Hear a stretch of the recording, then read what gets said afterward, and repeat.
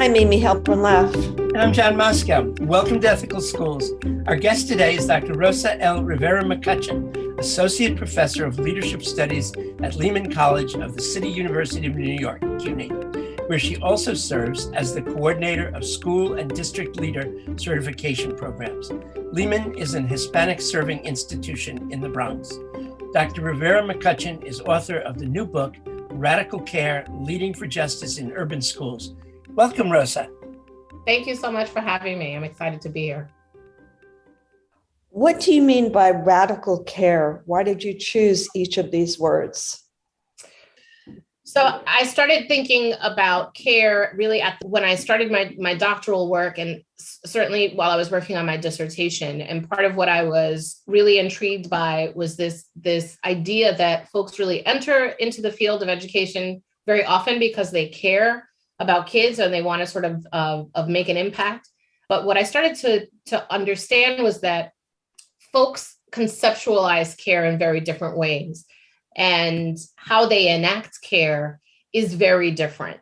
So with some people having sort of a more critical approach to care, whereas others tend to enact care in ways that can actually be really paternalistic and damaging, I think. So that was sort of where the idea of care came to mind, and has been sort of a central emphasis in my work, in my teaching practices at Lehman, as well as in my research over the years and my research in leadership.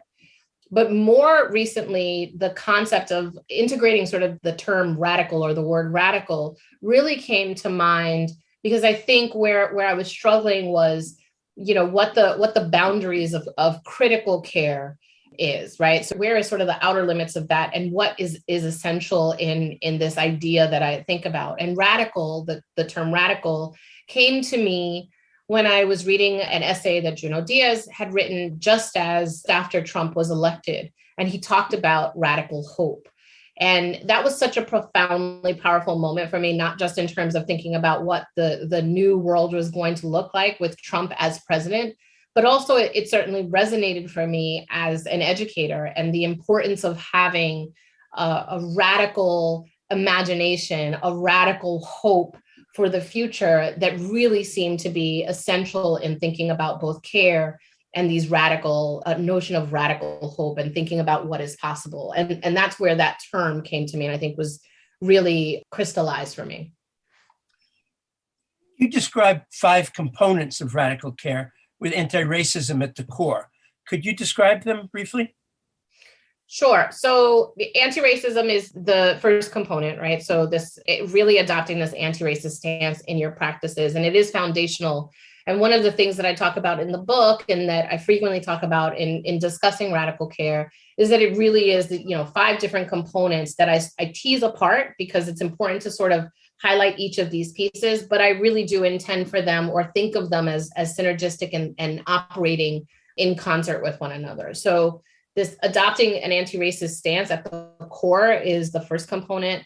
The second component is cultivating authentic relationships, deeply authentic relationships, both within the school, outside of the school. So the educators and their students and their families, as well as the leaders. Then the third component is actually believing in students and teachers' capacity for excellence, right? And then I know we'll talk about these in greater detail. The fourth is leveraging power strategically. And then the fifth is embracing a spirit of radical hope, which I mentioned before. And all of these things really do work in concert, right? So, one of the things that's essential is, for instance, if you believe that someone has the capacity for excellence, and you want to really support them and explain to them the ways that they are, challenged or are struggling in particular ways. And if you want to continue to encourage them to achieve greater and greater heights, it's really important to have an authentic relationship with that person. They really need to understand, for instance, that you truly, truly, deeply care for them, and that you want them to be successful, and that you're pushing them not out of a place of spite or out of a place of punishment, but really out of a place of love and care. And so that's just one example of how these components really are interconnected and essential for each other. What are some ways that school leaders can create a culture of authentic relationships with both staff and students? Yeah, I think as someone who practices, and leadership is an adopted field of mine, right? So my degree is not in leadership, but having entered into the field of leadership, I'm so profoundly grateful for being able to recognize the critical importance and nature of the work of the school leader. Folks can lead in different places, but the school leader, the principal, the assistant principal really has to set a tone, has to create the environment and the culture in a school where those relationships and building those relationships is really essential. So first and foremost, it's about sort of modeling some of these practices, right? And I think about in my leader preparation program, where students, for instance, in this last semester have had to go out into the community to engage in neighborhood walks, along with a stakeholder from the community, a cultural broker, if you will, who is able to engage with them and sort of be an intermediary and walk them through the community and walk into stores and to have conversations with the local folks in the community so that they can start to build authentic sort of conversations with folks and begin to know them. So that's a really perfect and actually a very simple way to begin to build relationship with the community that the school is located in, right? The geographic location of that. Very often when we work in places, we sort of, we either park our cars or get off the train and we head directly to the entrance of the building and we sort of ignore all of the other places, the whole community. We only sort of see our places of work rather than seeing the value and the beauty and brilliance of the entire space. And that's a very clear, explicit example of how a school leader can do that. They can do that with new staff. They can do that at the start of the year. They can do that at various points over the course of the year, really engaging so that the school is not a silo and sort of this entity unto itself, but rather being situated. The other is to really create spaces and time for educators to be in conversation with families and caregivers that aren't solely about, your child has missed this homework or your child is performing poorly in these ways, right? Thinking about ways to cultivate communication, to build communication sort of pathways that are outside of the typical way of how schools do things. We can also think about building relationships and asking families and caregivers, like, what works for you, right? We think of parent-teacher conferences and PTA meetings and things of that nature that are really about the school and what the school needs and how the school desires things to look. And we don't often ask the caregivers and the families, like, what would work for you and how can we be of service to you? What would you need in order to be involved and engaged in ways that are meaningful for you? I'm curious, what kind of feedback have you gotten? What kind of reactions have you gotten from your graduate students as they go out into the communities? Yeah, they are so often dumbstruck by all that they have never truly seen in their communities. And they're often really excited by not just the activity, but the activity where they have to go out into the community. So some of that activity involves simply just sort of seeing the community and doing almost like a survey, right? What's around you? What are the cultural institutions? What are the religious institutions? Like, where do people live, right? Where do people do business?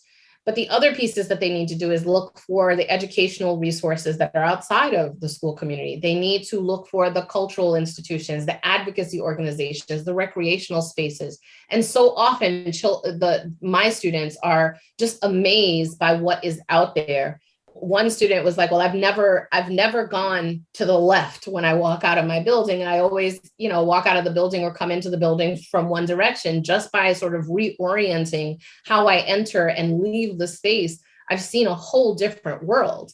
And so they're often amazed by that and really are able to sort of imagine possibilities of partnerships, which is the other component to this particular assignment that they have to do, is that they then need to build a partnership, imagine a partnership between the school and a community organization that is mutually beneficial, not just to their students, but also to the broader community. And there are a lot of really brilliant and wonderful and innovative ideas. And I think the most powerful moment is when the students say to me, I talked to my principal about this and we're going to try to launch this, so that it really moves this from a theoretical and abstract activity to something that has real practical implications. And so that is really powerful. And, another really powerful moment is when my students say to me, I'm going to propose to my principal that we do this on a regular basis, that we do these kinds of neighborhood walks. Or when I become a school leader, this is a thing that I can do in my building. It doesn't have to cost any money. It's just about, let's do this work, right? Let's get out of the building and do this kind of like reorientation. And that is really profoundly powerful for me in terms of making an impact. I'd like to go back to the idea of caring. So caring can be sort of generic, but if you're truly going to care about someone, it seems to me that there's an element of listening, of actually getting to know the person that you care about. Could you talk about that? Yeah, I think that's so important, right? It goes again to having these authentic relationships and really disrupting how relationships typically form in schools, which is really about performance, right? The care is really about, what are the grades that you're earning, right? What are the outcomes? And it doesn't get beneath that. I think the important part about listening and the tricky part about care, and I talk about it and frame it as limiting care in the book, is that too often when we think about, and myself included as a former high school educator, too often, even the listening and being in relationship with students can lead us down a path where we are making excuses for students, we are pitying them, and that has a limiting effect in the very short term, but it has a long-term impact on the students, right? And so it's important to be reflective about not just how we are listening and responding and addressing the needs of students, but we also need to be really reflective about how those conversations, those relationships impact how we're actually teaching and preparing our students, and ensuring that we are not selling them short and selling ourselves short by coddling them, and really allowing ourselves to fall short of what we can do in terms of what our own power is as educators to really provide supports and growth, allow our students to grow. All of those things are really essential. So it's about listening, it's about reflecting, and it's about thinking about not just the short term, but about the long-term implications of how we enact care. All of these things that you're saying in terms of teachers' relationships with students also sound as though they would apply to the school leaders' relationship with the staff and with staff members' relationships with each other. The Department of Education, at least in New York, is not known for trusting relationships and authentic relationships on a broad scale.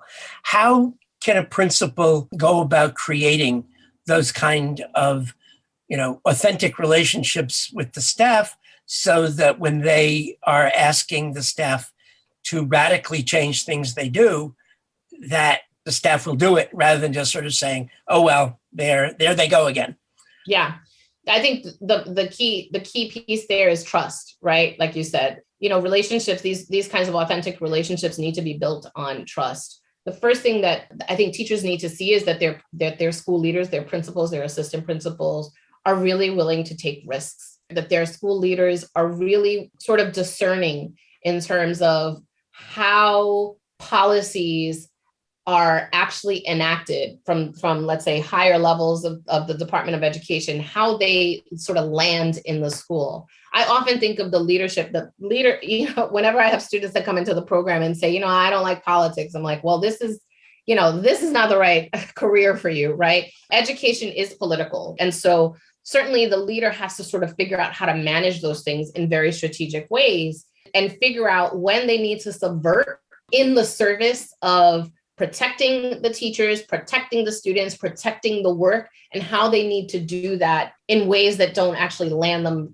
out of a job.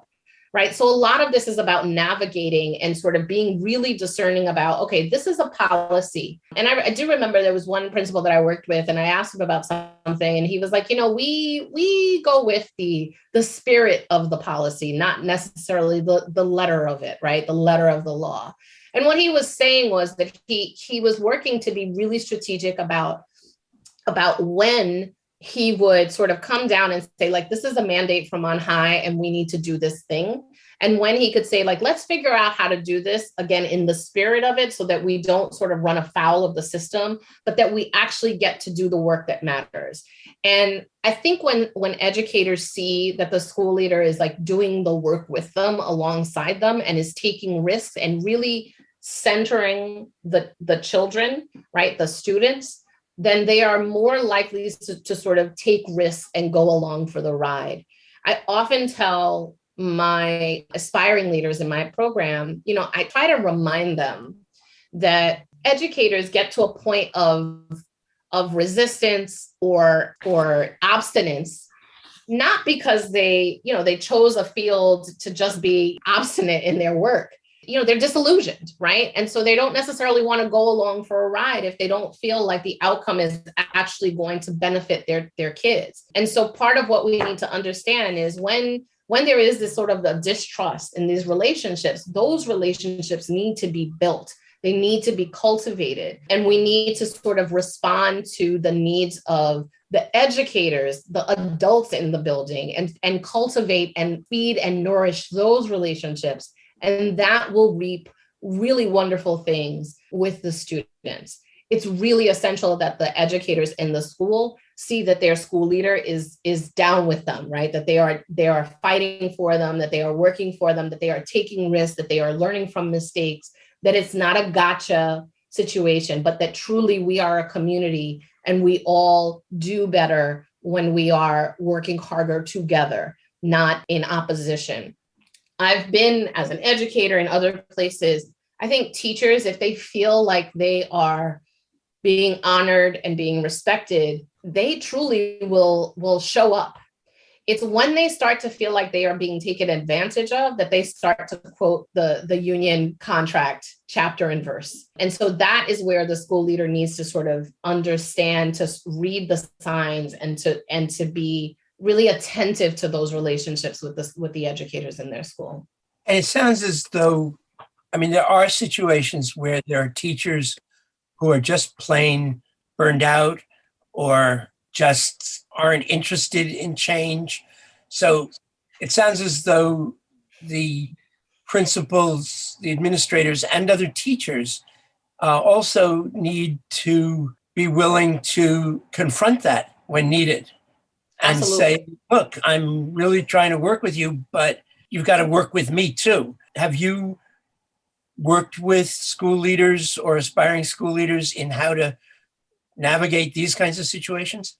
I've talked to school leaders, numerous school leaders who've said, the biggest myth is that you can't, sort of fire or get rid of a teacher who is actually ineffective and actually harmful. The key is that you actually need to make a good faith effort to support an educator to improve, right? You actually need to believe, and this is where component 3 really comes into mind, right? That the school leader and educators have to cultivate an environment where there is a belief that teachers have the capacity for excellence. If you make the good faith effort to support an educator who is disillusioned, who's burned out, to really sort of rekindle their energy and their fire and their interest in teaching and in working in the service of youth, if you make that good faith effort, then I think very often there are dividends that are paid in like beautiful changes that happen. However, if you are making that good faith effort, and in fact, there isn't improvement, and they are just sort of entrenched and digging in, then the next step is to really ensure that you're not sort of passing it off. I think too often what happens in schools is if you've got a really dangerous teacher, because I think I really do think of this as a dangerous situation, like when you have folks that really just shouldn't be educators, what we need to do is not push them off into another school setting. And that's true in teacher education programs as well, or any kind of educator preparation program. It's very often we sort of counsel them off or push them off, or we pass them, or we give them the credential because we just sort of don't want to deal with it anymore. The problem is that they become someone else's problem and they do damage in other spaces. And so it's really essential that these conversations happen. And I think more often than not, if we can I think the problem is that we often don't do the good faith effort. We make snap judgments and we say, well, this person sucks. This person shouldn't be an educator. This person shouldn't, whatever it is. And we just sort of wipe our hands of it and we push them off to somewhere else. Or we pass them. We graduate them from a program and say, well, they're never going to get certified. I think that the key piece here is to make that good faith effort. And then from that point, be able to say, this is actually not a field that you need to be in. There are other places where you should be working, where you can work, where you can be successful, where you can feel fulfilled. This is actually not a field. Education is not the place where you should be. And I certainly have been in conversation with school leaders and other educators who've had these conversations. And as I said, more often than not, those direct conversations where it's, this is what we want to do to support you actually does work. But when it doesn't, we need to be courageous enough to say, this is not the work that you need to be doing. How can teachers balance the expectations of excellence that you talk about with the reality that many students lack basic skills? Yeah, that's so key, right? Because I was talking with a group of folks before, and one of the things that someone said is like, there's this idea, especially in higher education or in academia, where we talk a lot about something called an imposter syndrome, right? Like, I don't necessarily feel like I am enough. But so there's this imposter syndrome, but then there's the reality of like a skill gap. I don't have certain skills. And I talk about in my book, my own experiences in lacking certain skills around writing that had never been called out until I got to college and had struggled and continue to struggle. And so the skill gaps are real. From my perspective, part of what we need to do, especially for school leaders, is to be able to identify that all educators need to be trained in order to identify the skill gaps and address those skill gaps, right? It can't be the responsibility of one person. Many of the schools where I do work, it's not just sort of a small minority of students that are behind grade level or are struggling. It is the majority of those folks. And right, that's a structural issue. That's not about the kids' brilliance or their capacity.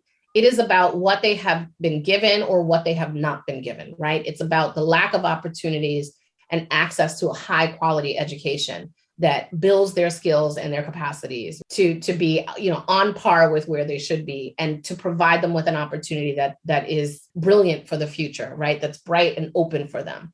And so given that reality, schools just have to adapt to that. And school leaders need to be able to recognize that it can't fall on the English teachers and it can't fall on the reading specialists. It can't fall on these like ad hoc fixes, that it needs to be deeply embedded into the curricular work, into the teaching practices across the board. Because the gaps are so significant, one little intervention is not going to change, what those gaps mean in the long term for those children.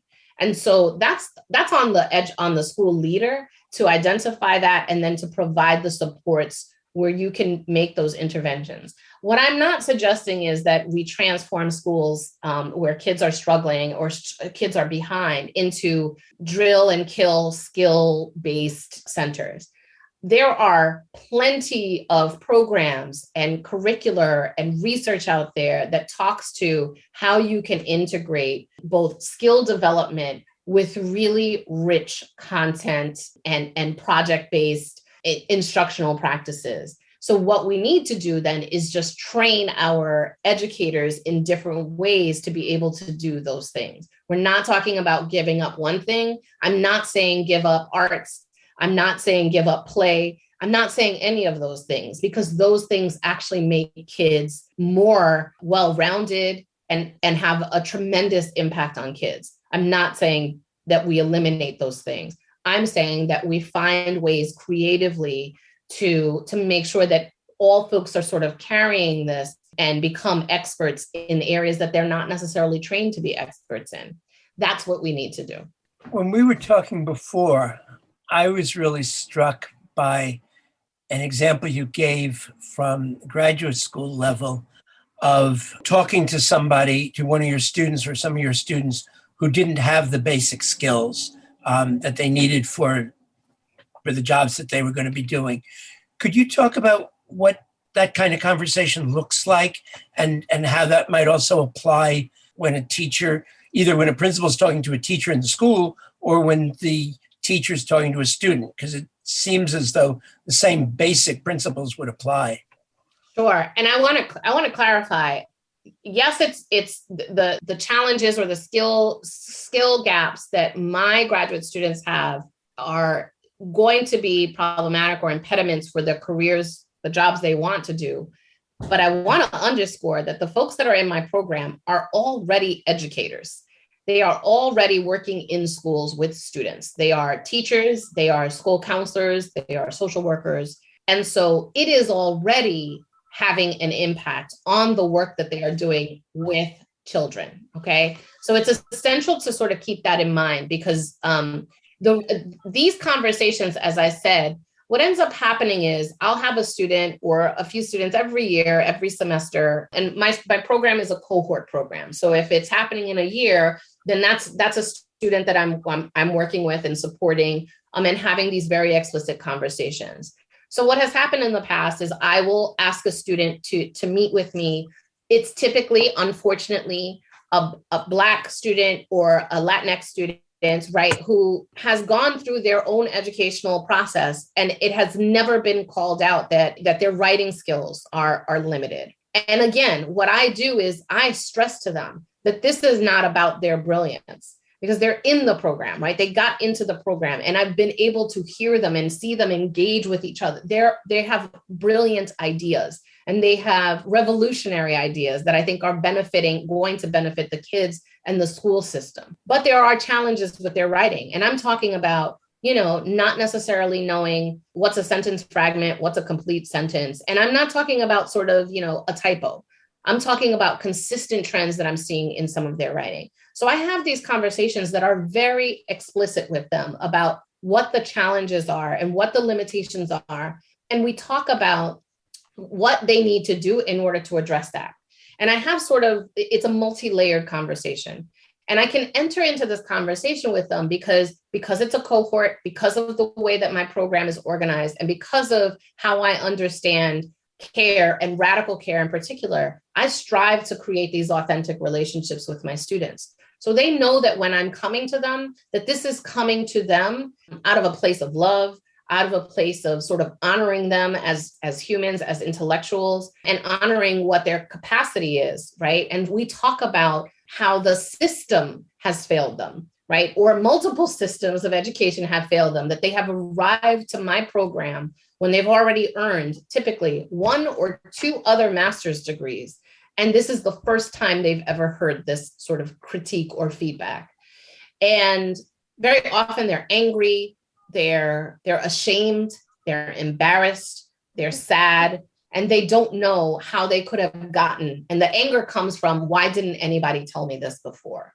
And would you say that they're angry at you or No. angry at the reality?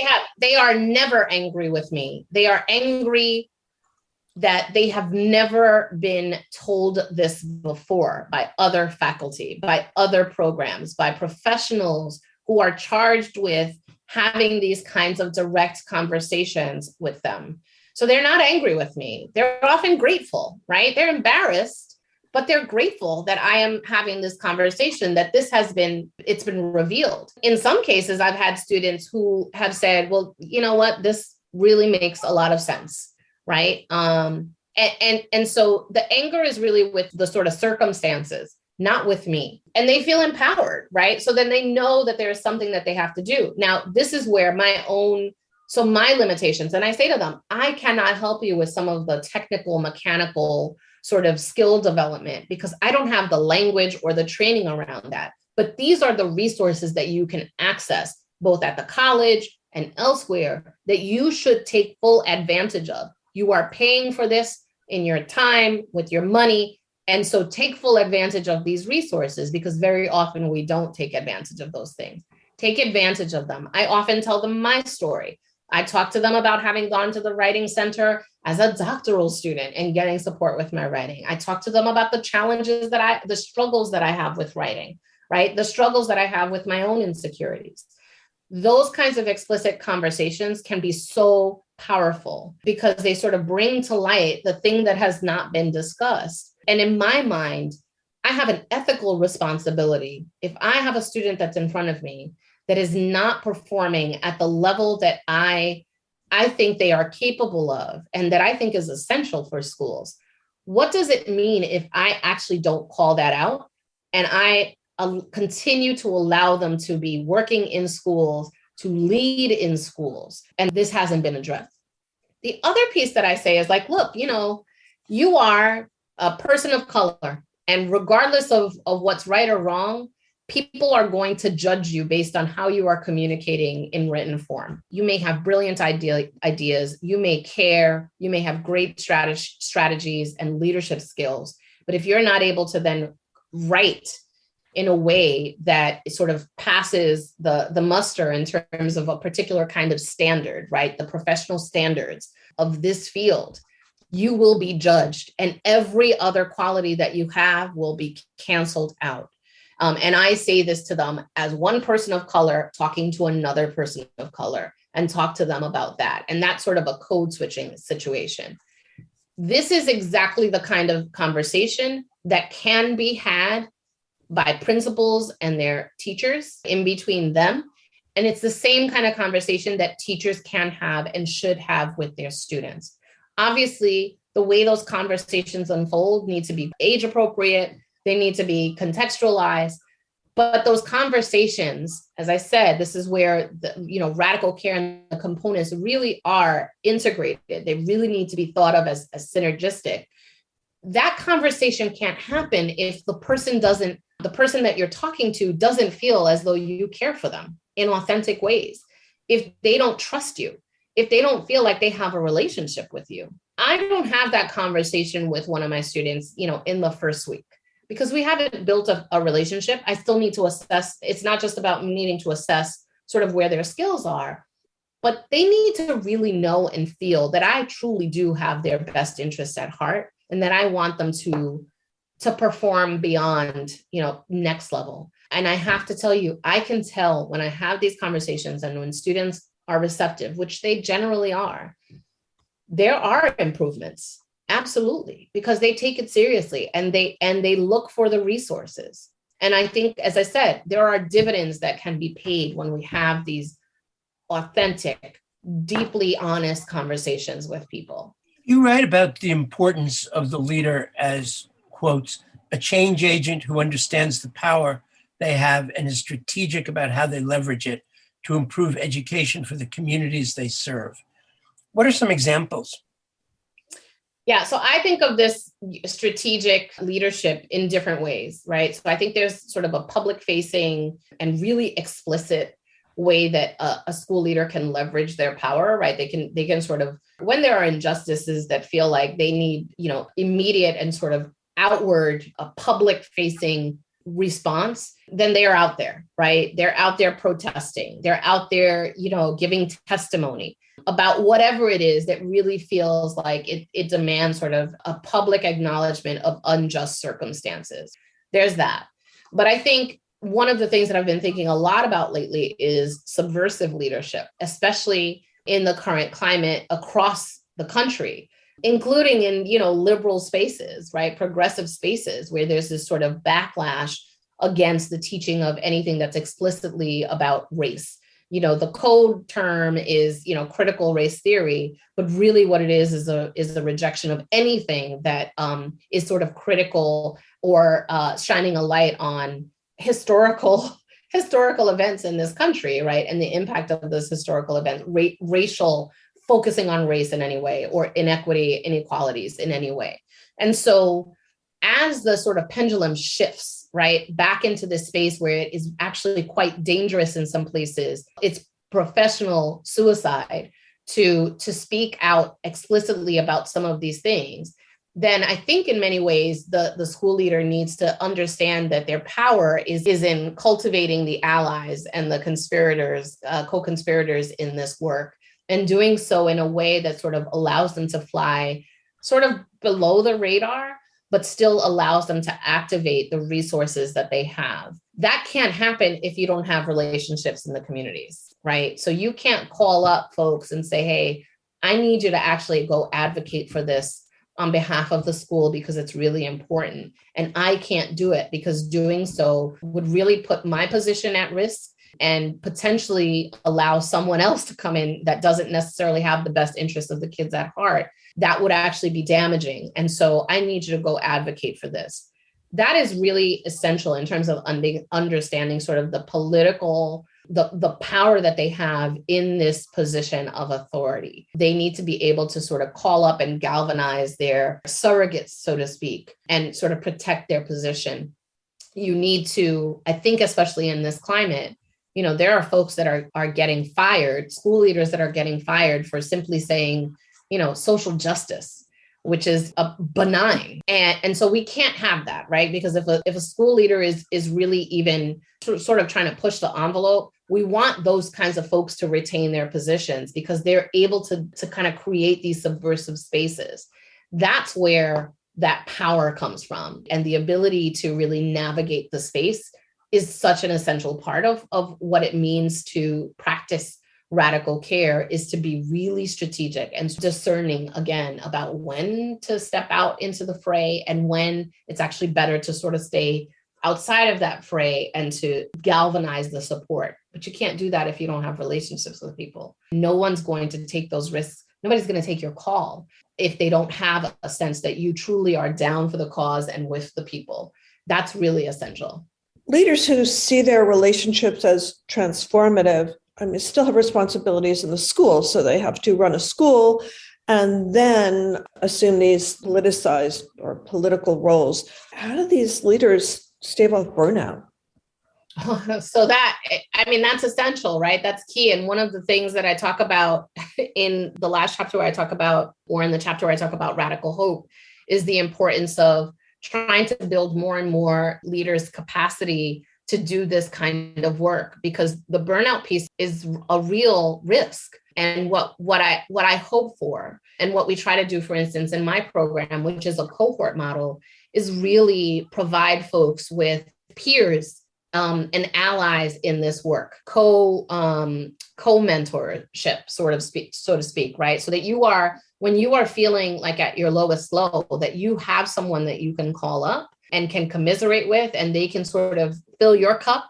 And when it's their turn to be sort of disillusioned and frustrated, you can fill their cup, right? But it's essential that we continue to build that. The work of a leader can be really isolating. The further you are, the closer you are to that top place, that top point in your school when you're the principal, it can be a really lonely space.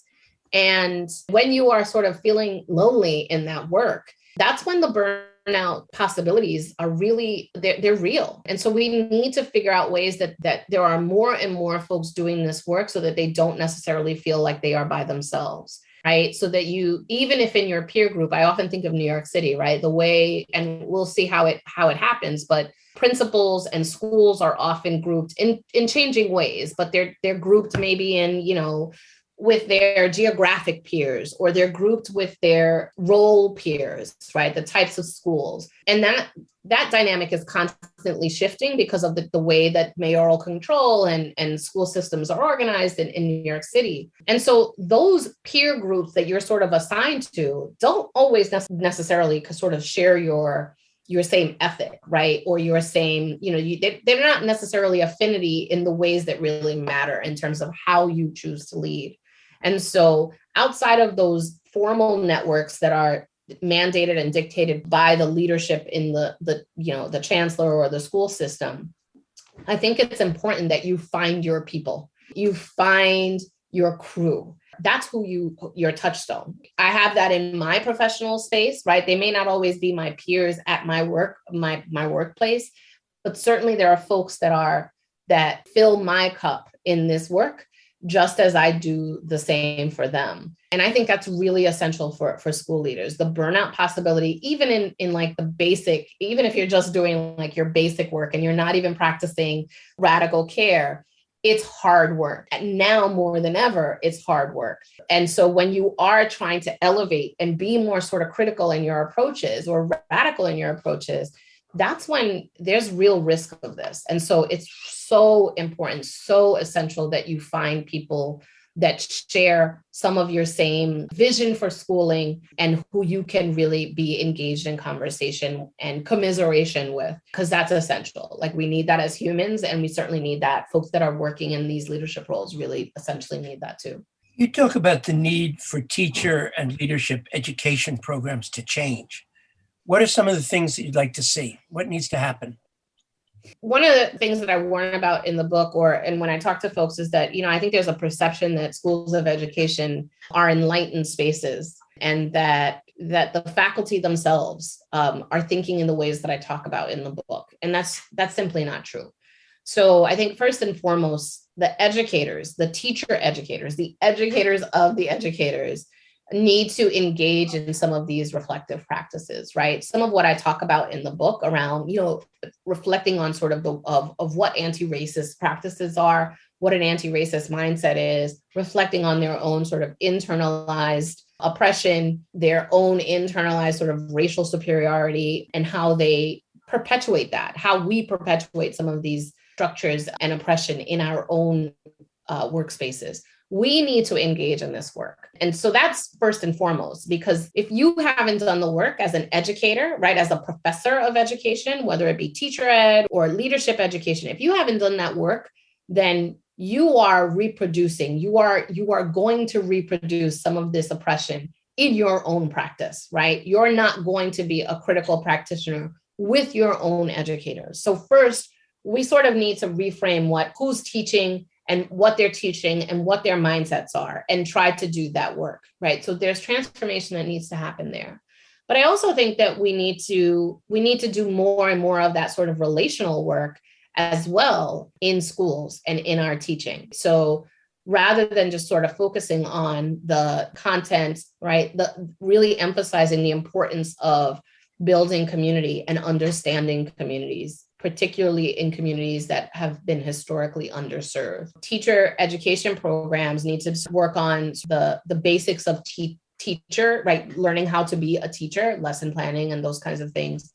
But they also need to focus on the relational aspects. What do you need to understand about a child? What do you need to understand about the child's circumstances, the family circumstances? There needs to be more and more of the sort of work that we're doing in the leadership preparation program at Lehman. That needs to be something that's deepened and sort of modeled in other spaces. And for myself, as I do my work and I grade, I am, taking a long list of notes about how I can improve my practice and how I can deepen the experience for my students the next round. All of that needs to continue in higher education. I think the other piece of this is, so the dirty little secret, at least, to my mind, when I became sort of an academic, right, with air quotes, is that the primary job of colleges is actually not to teach in many places. The primary job in colleges and what is rewarded as a faculty member is research. And so you can be a really stellar teacher, but if you're not producing research, you're not going to get tenure, right? You're not going to progress. What does that say?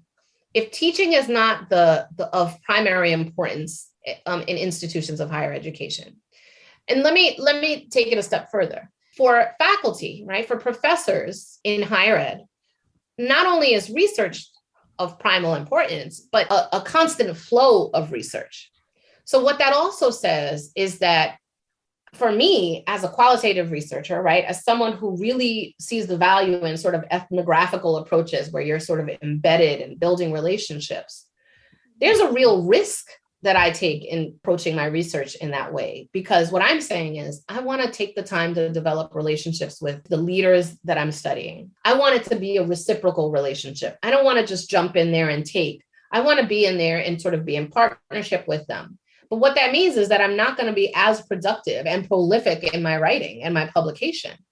So I am internalizing the message that, well, I can't really build the relationships. I really just need to take, produce, and get out and go to the next thing, right? So there's a whole sort of paradigm shift that we need in higher education, and what we value by rewarding, by giving tenure, by giving accolades and allowing people to progress. And what we value is not actually in alignment with what I'm talking about in terms of relationship building, and what I'm talking about reciprocity, and what I'm talking about in terms of really understanding sort of the power dynamics and the racial dynamics of institutions of higher ed, right? And how just by rewarding one type of relationship, right, a research relationship, which is I go in, I take, I go, I publish, I move to the next thing, that is reproducing a certain type of oppression that is highly problematic. So those are some huge things that need to shift, but can shift as we continue to push back and frame what we reward and what we discourage in higher education. That can then trickle down into how we privilege teaching and reward teaching of teachers, and what that means and what that should look like. That's really critical. Those are some important transformations that have to happen. Thank you so much, Dr. Rosa L. Rivera-McCutchen of Lehman College, City University of New York. Thank you for having me. I've appreciated the conversation. And thank you, listeners. If you enjoyed this podcast, please share it with a friend. Subscribe wherever you get your podcasts and give us a rating or review. This helps others to find the show.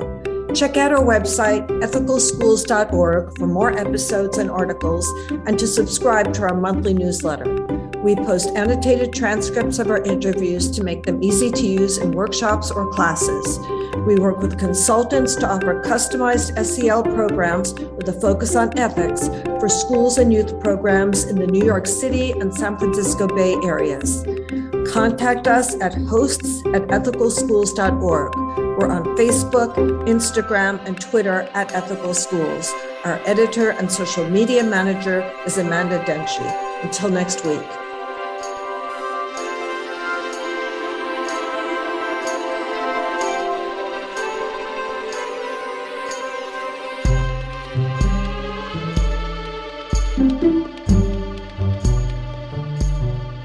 Thank you.